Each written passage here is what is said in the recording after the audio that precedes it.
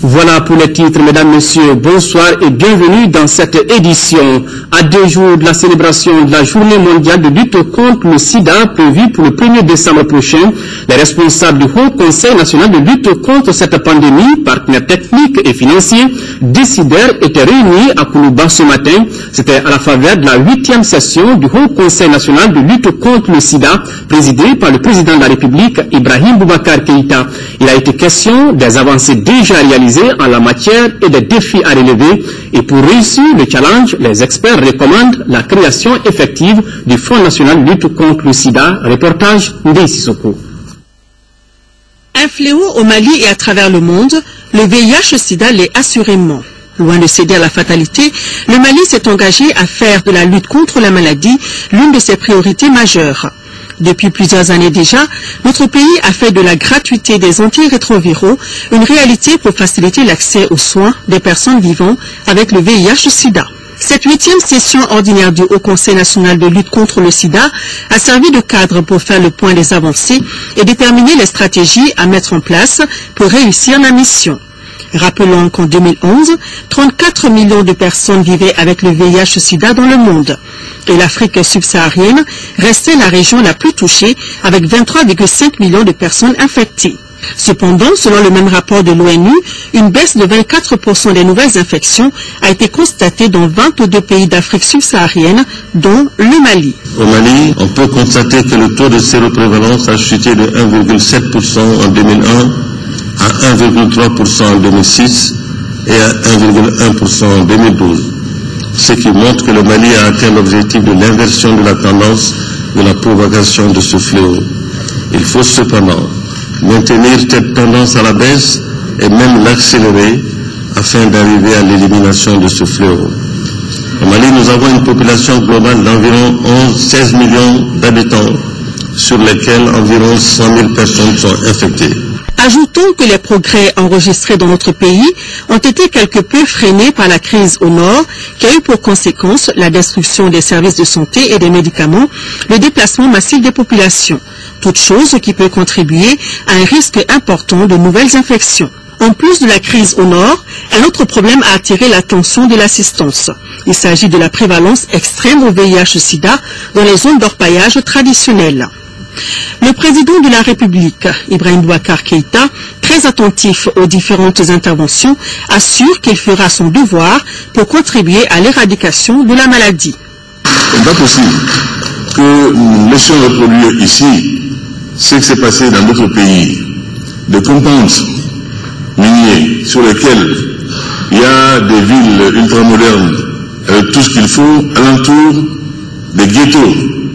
Quand vous arrivez le soir, le site minier est violemment éclairé et vous tombez dans les abîmes dans le village d'à côté. Cela n'est pas tolérable, n'est pas admissible. Et je pense que ce secteur-là va être revu à ce niveau-là. Qui voudra travailler aux mines dans les mines de manière à tirer profit, devant se convaincre que ce sera un partenariat profitable pour lui et pour notre peuple malien. Sinon, je n'hésiterai pas une seconde, à dénoncer tel ou tel contrat qui ne serait pas conforme à cette volonté qui est mienne, que cela profite au Mali et que cela également soit empreint de considération pour notre peuple, sa santé, son éducation et son environnement. Cela est très clair et très net. Le monsieur le ministre de l'Industrie et des Mines en a été instruit. Et je suivrai personnellement ce dossier-là comme le lait sur le feu. Nous avons la chance. C'est vrai que les phénomènes sociaux autour des mines, ça c'est mondial. Les mines attirent toujours une population de péripatéticiennes qui viennent de, pas seulement le Mali, la sous-région. Bon, ça c'est un phénomène qu'à terme également, il nous appartiendra de voir quelles solutions y trouver. Mais pour la politique minière, je suis très clair et très net. Il n'y a aucun complexe à cet égard-là. Qui veut travailler avec nous, travaillera avec nous.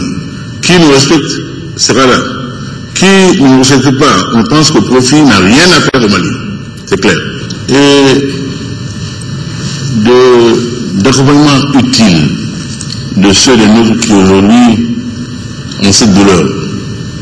Et qu'ensemble, nous fassions en sorte que très rapidement, cela soit du souvenir, de l'ordre du souvenir. Que nous puissions dire Mali, Sida Mali, prévalence zéro.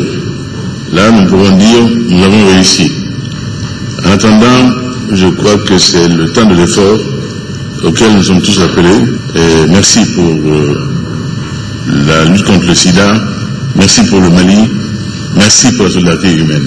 Tour à tour, les experts et autres partenaires présents à la cérémonie ont dressé des bilans plus qu'alarmants de l'impact du sida sur nos populations, surtout chez les femmes. Des présentations qui ont été suivies de débats.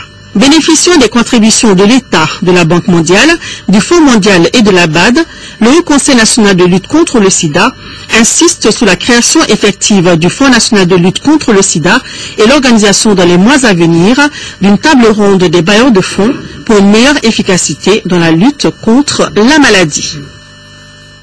400 militaires, 4 hélicoptères spécialisés pour la recherche de renseignements, voilà le soutien que les Pays-Bas entendent apporter à la MINUSMA. La nouvelle a été donnée cet après-midi par le ministre des Affaires étrangères des Pays-Bas au cours d'une audience avec le président de la République.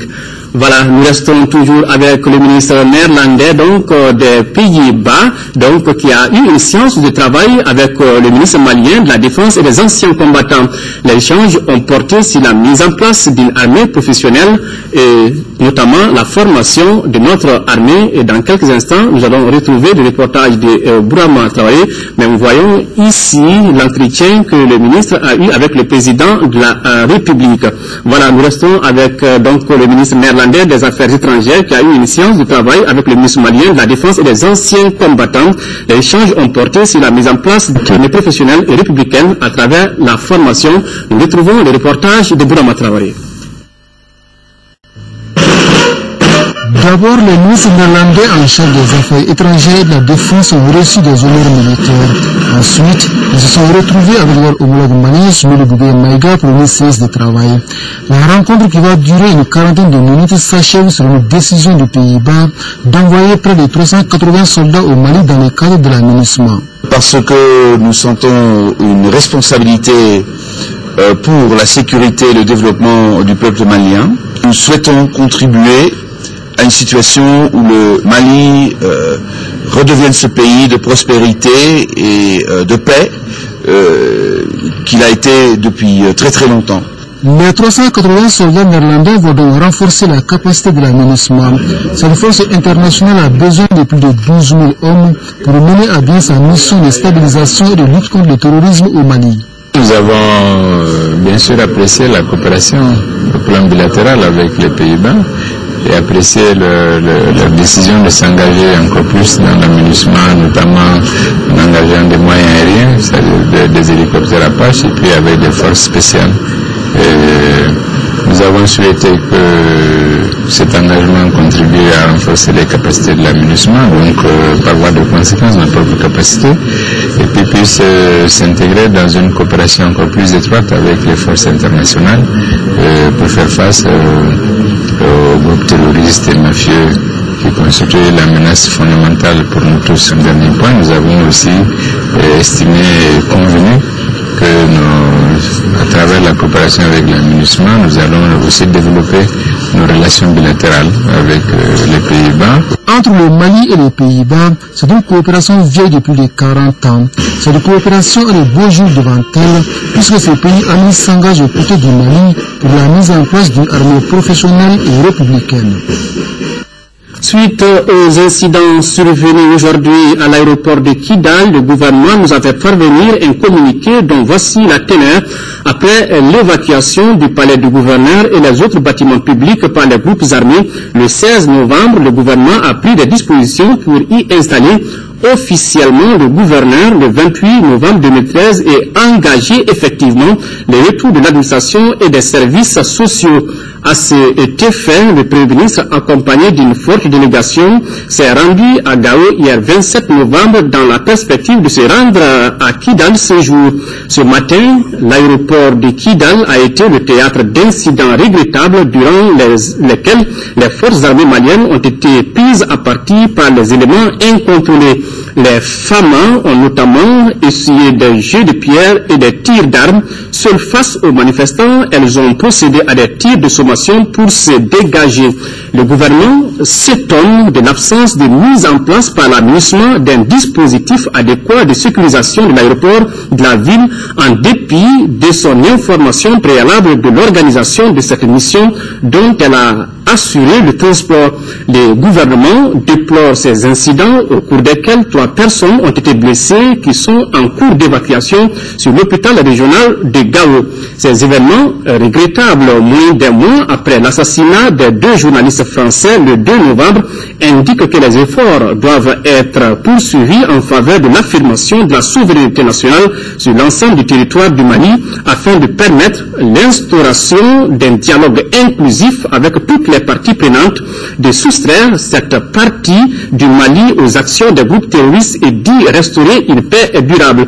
Le gouvernement du Mali demeure déterminé à tout mettre en œuvre pour atteindre cet objectif conforme au terme de la résolution 2100 du Conseil de sécurité du 25 avril 2013. C'était là donc le communiqué du gouvernement de la République du Mali. Et puis sur le sujet, nous avons approché le ministre de la Sécurité, Saada Samake, qui était de la délégation. Pour plus de précisions, écoutons-le au micro de Anousséni Touré.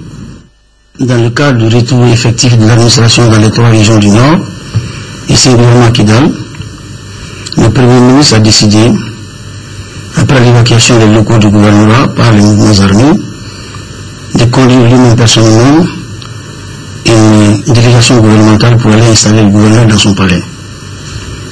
Et cette délégation qui a quitté hier Bamako a passé la nuit à Gao et devrait arriver à Kidal ce matin. Malheureusement,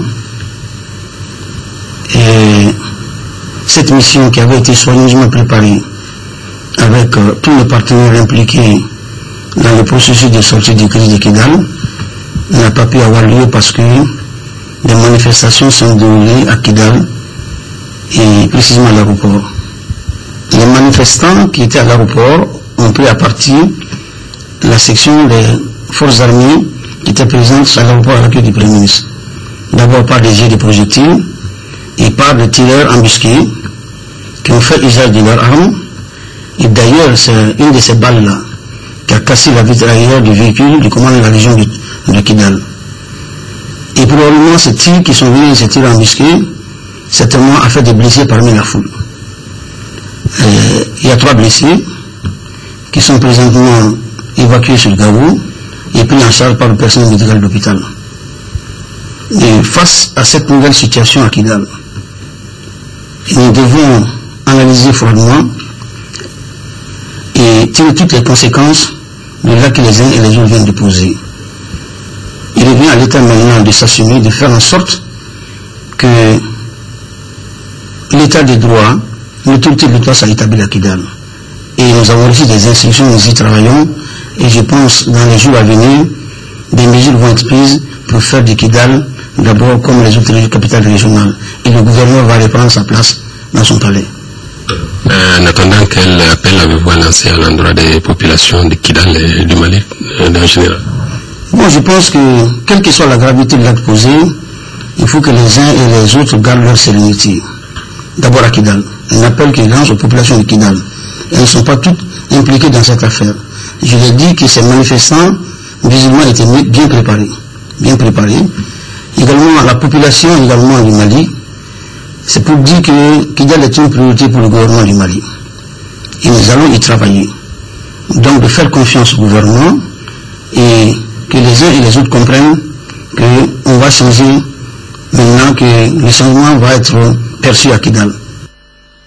Nous restons toujours au nord de notre pays. 2 semaines après la réhabilitation partielle des installations de l'ORTM Gao, le ministre de la Communication et des Nouvelles Technologies de l'Information a fait le voyage de la cité des Astia pour constater la situation de plus près. Il se réjouit du déroulement du travail à l'ORTM et à la Sotelma, dont les locaux ont été aussi visités. Boubacar Babletouré. Par cette visite, le ministre en charge de la communication voulait s'enquérir de la situation de la station régionale ORTM et la Sotelma de Gao afin de prendre des mesures qui s'imposent pour la bonne marche de ces structures. La première étape de la visite a concerné l'ORTM Gao où l'hôte du jour a eu droit à une visite guidée des installations réhabilitées de la station et les séquelles de la destruction des bureaux complètement délabrés ainsi que le bâtiment à usage d'habitation de l'ingénieur de la station. Le constat est amer et il y a lieu d'agir au plus vite, dira le ministre. Nous avons vu un état de délabrement général des locaux et l'inexistence de tout confort.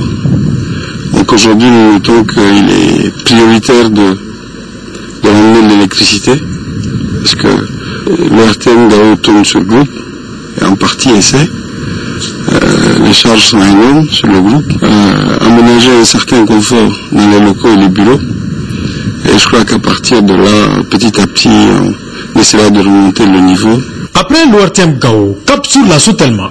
Là aussi, il a eu droit à une visite des installations ainsi que les locaux de la structure avant de se rendre au centre TV-FM de l'ORTM, implanté dans la cour de la Sotelma.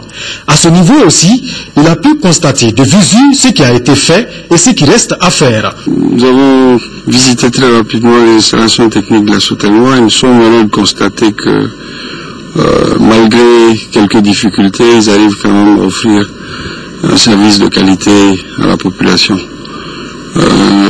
Comme l'ORTM, nous sommes engagés auprès de tous les services relevant de nos départements pour essayer de mettre en œuvre des actions rapides afin qu'on retrouve un rythme de fonctionnement normal. Le ministre s'est dit rassuré de trouver sur place des agents engagés pour la cause commune qui est de bâtir une nation forte malgré les conditions et les moyens de travail. Toujours à Gao, réconciliation nationale, cohésion sociale et le vivre ensemble, voilà entre autres sujets qui seront abordés au cours des rencontres locales des cercles de Gao, Bourem, Ansongo et Menaka. Au terme des travaux, chaque cercle sortira une feuille de route qui sera présentée au forum régional prévu les 30 novembre et 1er décembre 2013, Drissakoni. Ce forum est une suite logique des assises de Bamako tenues du 1er au 3 novembre 2013. C'est sur la demande des représentants de la 7e région que ces forums se tiennent. L'objectif recherché étant toujours le bien-être et la cohésion sociale de ces mêmes populations durement éprouvées par la crise. Le présent forum doit être pour nous, citoyens maliens de Gao, une opportunité de résilience, de pardon, de respect de l'autre, mais aussi de vérité pour bâtir un nouveau type de citoyen résolument tourné vers la paix et le développement. Les recommandations des assises de Bamako dont une lecture a été faite serviront de base aux travaux des groupes qui statueront sur 3 thèmes, à savoir la réconciliation nationale, cohésion sociale et vivre ensemble, gouvernance locale et décentralisation et le développement accéléré de la région. Mais pour ce forum local, il s'agit d'adapter ces termes de référence aux contextes locaux. Il s'agit donc pour les participants de nous sortir une feuille de route qui nous permet d'aller vers la réconciliation et le développement de la région de Gao. Pour avoir vécu cette crise, chaque communauté doit s'exercer pleinement à l'ébauche des solutions durables, dira le préfet. C'est au même moment que ces forums se tiennent dans les cercles de Bourem, Ansongo et Menaka. À l'issue des travaux, chacune des localités présentera une feuille de route pour servir le forum régional prévu le 30 novembre et le 1er décembre 2013 à Gao. Je vous le disais en titre, la Direction générale des douanes vient d'acquérir un centre performant en matière de lutte contre la fraude fluviale et de formation des agents douaniers. Ce centre a également reçu un bateau moderne pour rendre plus efficace l'intervention de sa brigade fluviale. Le bateau est un don de la France qui participe aux activités des douanes du Mali. Reportage Mariam Sagara. La douane, je m'en aperçois aujourd'hui, c'est tout faire. Donc bravo tous les douaniers qui ont contribué à cette belle action. La France redit sa fierté envers le corps douanier pour sa performance, sa détermination et son savoir-faire dans l'espace économique national et international. L'ambassadeur de France, qui a remis un bateau hyper performant pour la lutte contre la fraude fluviale et le contrôle des eaux navigables, déclare que la douane est le reflet de l'excellence des administrations financières au Mali. Voilà une belle unité, cette brigade fluviale. Voilà une belle unité bien commandée. Alors c'est stratégique, effectivement, cette route du fleuve. C'est la lutte contre les médicaments, les faux médicaments.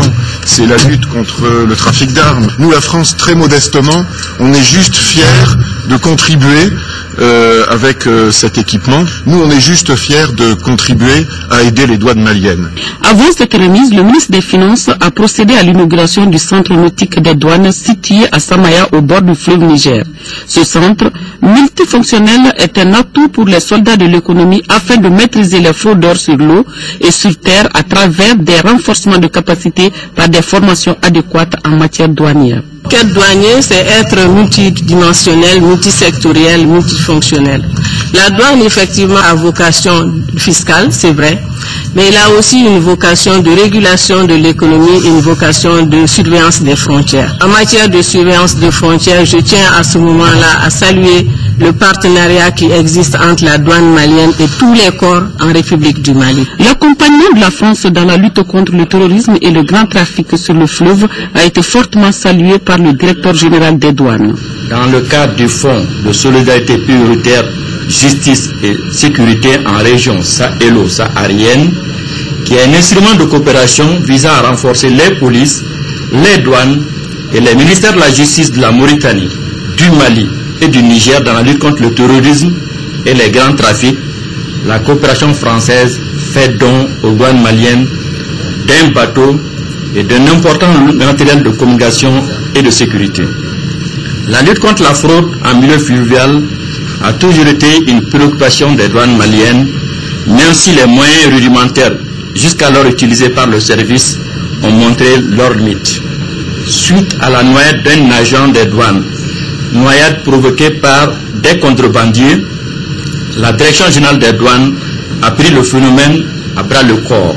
Cette marque de confiance de la France et la satisfaction du gouvernement ont émerveillé le premier responsable du centre nautique de la brigade fluviale des douanes. Les capacités de la brigade fluviale ont donc été renforcées. Nous disposons donc désormais vraiment d'outils de travail qui nous permettra à coup sûr d'être à hauteur de souhait dans la mission à nous confier.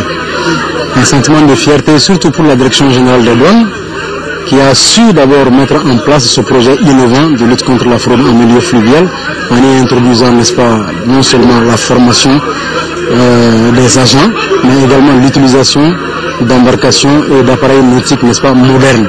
Ce centre aujourd'hui, partie d'une unité de la brigade mobile d'intervention Béni, se voit grandir et même être sollicité par des services des pays voisins pour la qualité de la formation et la performance de ses agents.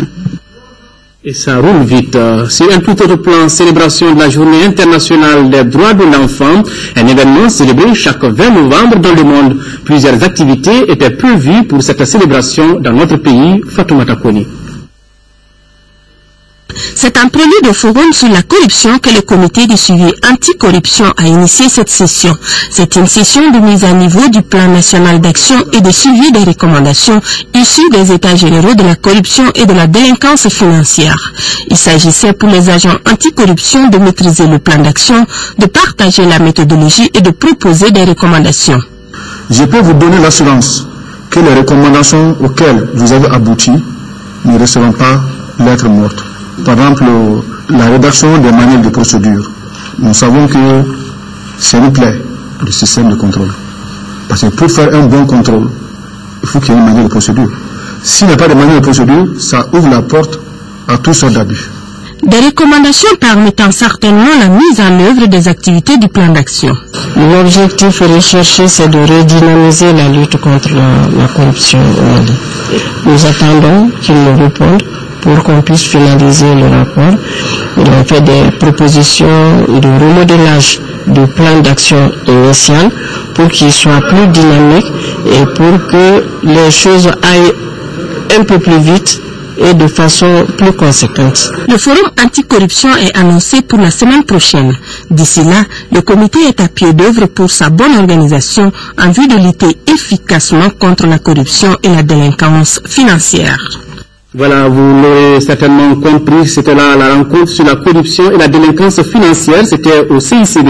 La rencontre a permis aux membres du comité de maîtriser le plan d'action issu des états généraux de la corruption et de la délinquance financière, de partager la nouvelle méthodologie et de proposer de nouvelles recommandations. C'était là un reportage de Fatoumata Kone.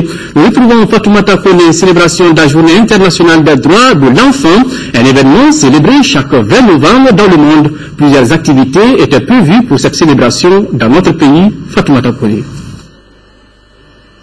Exposition photo sur les formes de violence faites aux enfants, présentation de sketchs sur l'excision sont entre autres activités qui ont marqué la célébration de cette 24e édition de la Journée internationale des droits de l'enfant. Les enfants maliens largement représentés au CICB ont lu des messages et brandi des slogans. Les messages concernaient la situation des enfants mendiants, le mariage précoce, entre autres. Nous estimons qu'en faisant face à ces problèmes que sont les violences faites aux enfants, nous contribuons non seulement au développement et à l'épanouissement de tous les enfants du Mali, mais aussi et surtout au devenir de toute une nation. Notre pays a ratifié en 1990 la Convention relative aux droits de l'enfant. Dès lors, des efforts ont été consentis par les autorités. La pauvreté sociale estimée à 36% de la population affecte particulièrement les enfants. Le taux de la mortalité des enfants de moins de 5 ans demeure particulièrement élevé au Mali, avec 128 décès pour 1000 naissances. La malnutrition est la première cause de mortalité infantile.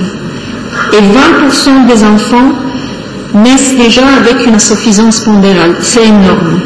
Mon département a identifié des actions, la finalisation et l'adoption du document d'une politique nationale de promotion et de protection des droits de l'enfant et son premier plan d'action 2014-2018.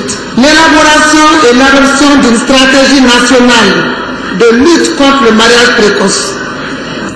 Parmi les droits de l'enfant figure le droit au loisir, raison pour laquelle les enfants ont écouté avec joie une chanson humoristique sur la situation de certains enfants interprétée par la troupe de Nyamakoro.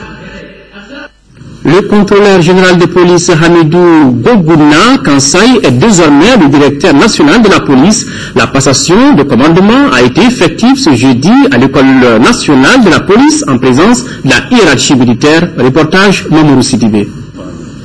C'est par ces gestes que le contrôleur général de police Hamidou Gogouna Kansai est rentré en fonction de directeur national de la police. Il remplace à ce poste l'inspecteur général de police Alioune Badra Djamoutene. Pour ce dernier, le nouveau directeur est en terrain connu pour avoir été son adjoint à la direction nationale. Nous avons surmonté toutes les supputations et nous avons travaillé dans l'intérêt de la police, dans le calme, la sérénité et la bonne entente. Il faut nécessairement, par petites touches, améliorer la discipline au sein de la police nationale. Sans discipline, dans toute activité humaine, rien d'important ne peut se faire. Le tout nouveau directeur est tout oreille pour ses sages conseils. Mais j'entame mes fonctions avec beaucoup d'humilité en rendant grâce à Dieu. Je vais m'employer de toutes mes forces avec l'ensemble des personnels de la police nationale, l'ensemble des personnels des autres forces de sécurité pour assurer la sécurité de nos concitoyens, de leurs biens et veiller à ce que, ce faisant, les droits de l'homme soient remarquablement respectés. Une telle cérémonie ne pouvait pas ne pas observer l'autofilé. C'est ainsi que la fanfare de la police nationale a été suivie d'une section de la police, du groupement mobile de sécurité, de la gendarmerie et de la garde nationale. Les travaux de lancement du projet renforcement de la contribution de la société civile à la paix, à la stabilité et au développement ont pris fin hier par une conférence de presse. Il s'agissait, à travers cette rencontre, d'informer les représentants de la presse nationale sur les nouvelles ambitions de la coalition nationale de la société civile pour la paix et la lutte contre la prolifération des armes légères au Mali. Compte rendu, Abdraman Maïga. Cette conférence de presse est un cadre d'échange initié par la coalition nationale de la société civile pour la paix et la lutte contre la prolifération des armes légères pour expliquer aux hommes des médias ses nouvelles ambitions. Actions à travers lesquelles elle entend apporter son soutien à la résolution de la crise sécuritaire que le Mali a connue. Avec ce projet de 18 mois, cette organisation de la société civile va axer désormais son intervention sur la collecte et le partage d'informations relatives à la paix et à la réconciliation. Pour le moment, on a retenu les régions du Nord. Donc, quand on parle des régions du Nord, les régions du Sud sont concernées parce que les populations sont partout. Chacun a sa vision. Quelle est la vision de telle ou telle personne par rapport à ce qui s'est passé au Mali? Les responsables de la coalition interviendront auprès des ONG sur le terrain. À celle-ci des supports de communication pour les aider à réussir leur mission. Des missions qui ont pour but d'accroître l'implication des acteurs de la société civile pour prévenir les conflits armés. Il est important que des stratégies soient développées pour créer un lien entre la dimension du Mali, les caractéristiques de cette situation au Mali et le lien avec la sous-région et le Sahel en général. Avec ce programme, la coalition nationale de la société civile pour la paix et la lutte contre la prolifération des armes légères confirme une fois de plus sa volonté d'œuvrer au maintien de la paix tout en aboutissant à la stabilité au Mali. Sécurité, toujours les travaux du colloque sous-régional des acteurs de la sécurité ont démarré ce matin ici à Bamako. Le thème du colloque porte sur la crise malienne et défis sécuritaires liés à l'expansion de l'islamisme en Afrique de l'Ouest. Youssouf Diakité. Ce colloque de 3 jours est un espace d'interpellation de tous les acteurs impliqués dans l'établissement de la paix et de la lutte contre l'insécurité en Afrique de façon générale et au Mali en particulier. Les débats de 3 jours sont essentiellement focalisés sur la crise malienne et les défis sécuritaires liés à l'expansion de l'islamisme en Afrique de l'Ouest. Ils sont venus d'Afrique et d'Europe pour discuter de ces différentes thématiques. La dégradation accrue de la situation sécuritaire qui accentue l'instabilité dans tous les secteurs et qui aggrave les souffrances des populations interpelle aussi tous les acteurs. Malgré les efforts consentis ça et là, la problématique de la restauration de la paix reste entière pour le gouvernement du Mali. Nous ne comprenons pas la transformation de la religion musulmane en outil de propagande, en idéologie politique avec l'application de principes tout aussi désuets que figés. Vos échanges sur le sujet aideraient, j'en suis sûr, à une meilleure compréhension du phénomène et à l'exploration des voies et moyens indispensables à son éradication. Ces 3 jours de débat, espère-t-il, permettront aux participants de faire des recommandations concrètes pour la stabilité du pays. Écho de nos régions encore, ouverture hier à Caille du 4e congrès ordinaire du Conseil national des jeunes du Mali. Objectif, l'examen et l'adoption du rapport d'activité du bureau sortant, élaborer un plan d'action 2013-2016, faire la relecture des statuts règlements intérieurs, Kansoutou Kanouté.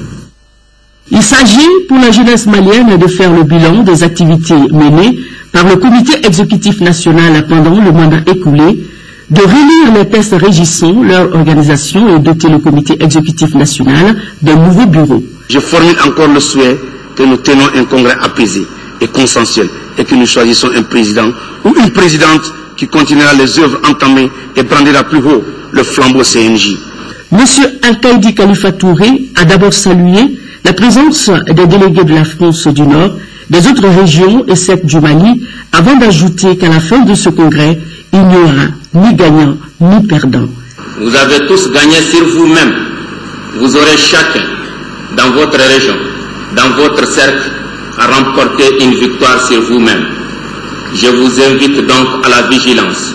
Soyez plus que jamais les soldats, les combattants de la cause nationale et surtout de la jeunesse malienne, en réussissant un congrès apaisé. Venez choisir des hommes et des femmes responsables capables de vous représenter sur l'échiquier national et international. Des jeunes capables de se placer au-dessus de la mêlée, des jeunes susceptibles de servir la nation et la jeunesse malienne. Le représentant du maire de la commune urbaine de Caille, Daman Nassi, s'est dit touché de cet événement des jeunes à Caille, avant d'ajouter que tout ce qui concerne les jeunes les interpelle tous, et au nom du maire de la commune urbaine de Caille, il a souhaité plein succès au 4e congrès ordinaire à Caille. 300 millions de francs CFA, c'est l'enveloppe financière que l'État malien et la coopération suisse ont débloqué pour la réhabilitation et l'équipement des bureaux et logements du centre d'animation pédagogique et de l'académie d'enseignement de Tombouctou. Ces infrastructures ainsi rénovées permettront d'améliorer les conditions de travail du personnel. C'est ce que nous dit Yaya Tandina. À Tombouctou, l'heure est à la reconstruction. Ces nouveaux bâtiments illustrent toute la détermination des plus hautes autorités à gagner le pari de l'éducation dans le nord du Mali. Ainsi, les bureaux et les logements du CAP et ceux de l'Académie d'enseignement ont été réhabilités et équipés grâce à l'appui financier de l'État malien et de la coopération suisse. Nous venons de recevoir les locaux réhabilités par la coopération suisse de l'Académie et du CAP pour un montant d'environ 44 millions. L'État aussi pour avoir débloqué jusqu'à 250 millions pour équiper l'ensemble des CAP de la région et de la direction régionale. Les bénéficiaires s'en réjouissent et s'engagent à relever le défi tout en faisant une utilisation judicieuse de ces investissements. Une satisfaction avec les partenaires, notamment la coopération suisse, pour nous avoir accompagnés. En plus, je vais ajouter l'équipement que le budget d'État a pu nous accompagner pour tous les CAP et l'académie qui est là par rapport à tout ce que nous avons. Je vous rassure que ce travail nous permettra d'aller plus en avant pour une réalisation de l'éducation dans la région de Tombouctou. Ces bureaux et logements ont été réalisés grâce à l'expertise des entreprises locales Metal Bahaman et Emet Construction. Autre chiffre, 2271 déplacés des régions de Tombouctou et Gao s'apprêtent à rejoindre leur domicile. Il s'agit des déplacés qui ont séjourné dans les régions de Mopti, Koulikoro et Ségou et dans le district de Bamako. Ce retour est organisé par le ministère du Travail, des Affaires sociales et humanitaires. Reportage Ramata Konate.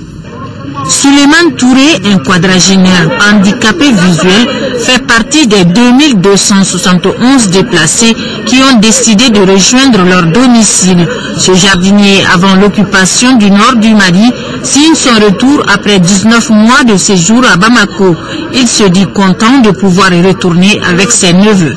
Je suis heureux de retourner chez moi, parce qu'avec l'absence, c'est dur. Mais aujourd'hui, avec l'occasion du ministère du Développement et Action sociale, je profite pour retourner chez moi. À Gao, précisément à Batal de mon village natal. Ce deuxième convoi de retour volontaire regroupe les déplacés des régions de Tombouctou et Gao, notamment ceux qui résidaient à Koulikoro, Ségou, Mopti et dans le district de Bamako. Pour cette opération, 23 cars ont été mobilisés. Le coût total, par exemple, de transport de bus a coûté à 35 millions.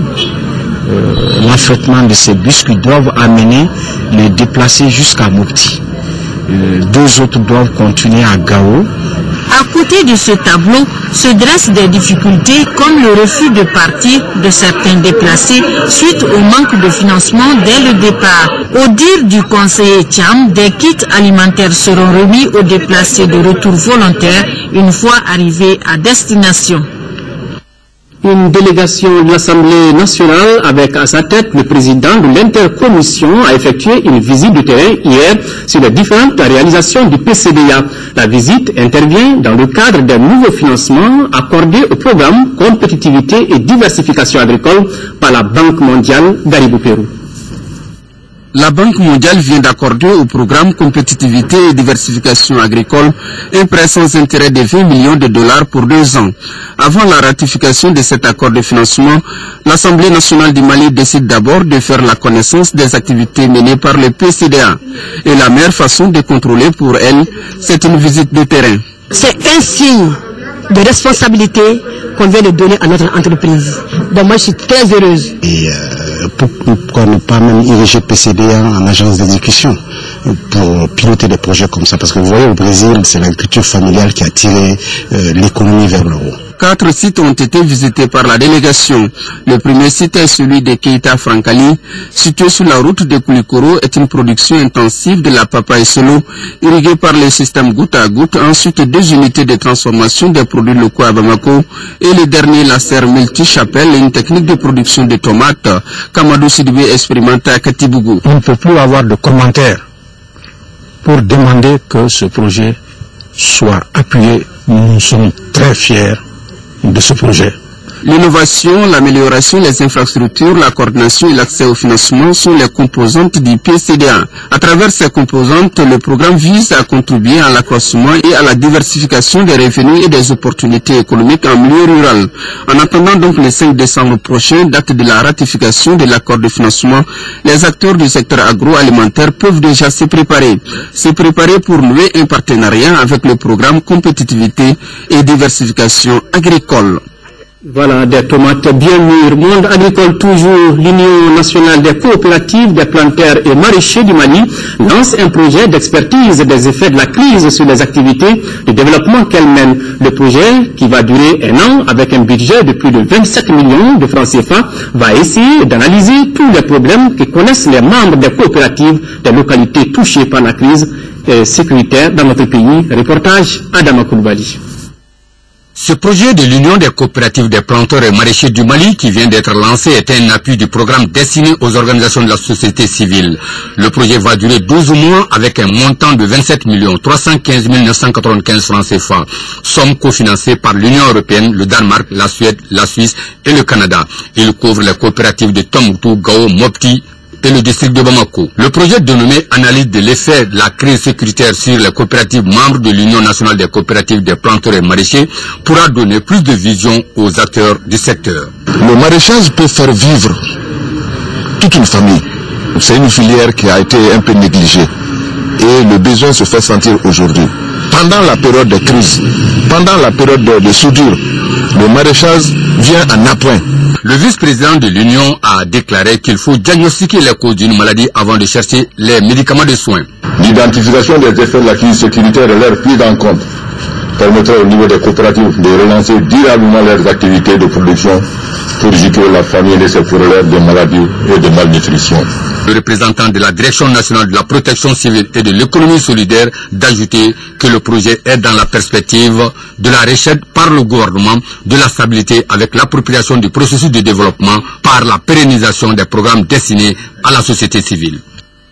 L'ONG Stop Sahel, en partenariat avec le HCR et le gouvernement japonais, apporte leur soutien aux élèves réfugiés mauritaniens et aux élèves en situation difficile dans les communes qu'elle couvre dans le cercle de Caille, d'une valeur de 30 millions de francs CFA. Le don comprend du mobilier scolaire. Mahamadou Alioubari. L'ONG Stop Sahel, avec l'appui financier du Haut Commissariat des Nations Unies pour les réfugiés, Antenne de Caille, vient de remettre un important lot de matériel aux 7 communes de sa zone d'intervention dans le cercle de Caille.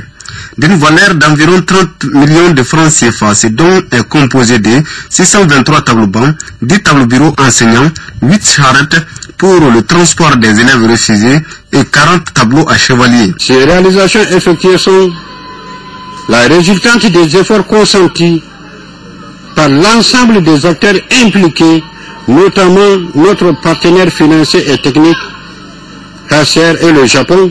Ce don s'inscrit dans le cadre du projet d'appui à l'autosuffisance et au moins de subsistance des réfugiés mauritaniens dans la région de Caille. C'est pour permettre aux enfants des réfugiés mauritaniens qui sont venus dans cette école en créant un sureffectif de pouvoir suivre leurs études normalement dans des conditions optimales. Les autorités administratives et politiques ainsi que les bénéficiaires se sont réjouis de cette opération humanitaire que le HCR vient d'accomplir au profit des élèves réfugiés et des enfants scolarisés en situation difficile. Certes, les cibles principales restent les réfugiés, mais les infrastructures réalisées concernent toutes les populations autochtones et réfugiées.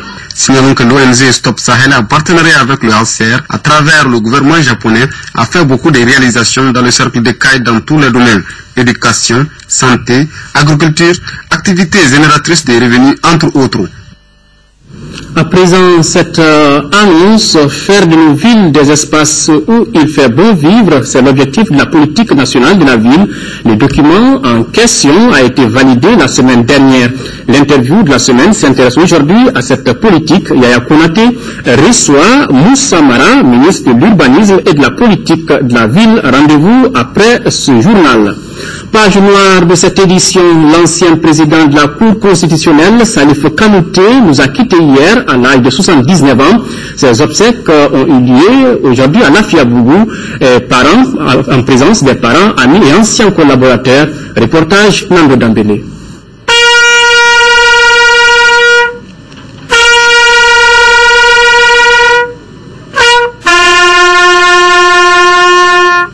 L'homme qui vient de nous quitter a été une grande figure de la magistrature. Il a vu le jour à Lontou dans le cercle de Caille en 1934. Après les études primaires et fondamentales à Caille-Kasso, il poursuit ses études secondaires au lycée Terrasson de Fougères, actuel lycée Askia Mohamed, puis au lycée de la Fosse de Dakar au Sénégal. Il intègre la famille judiciaire en 1954 comme secrétaire de greffe et parquet à Ségou. C'est là le début d'une brillante carrière professionnelle.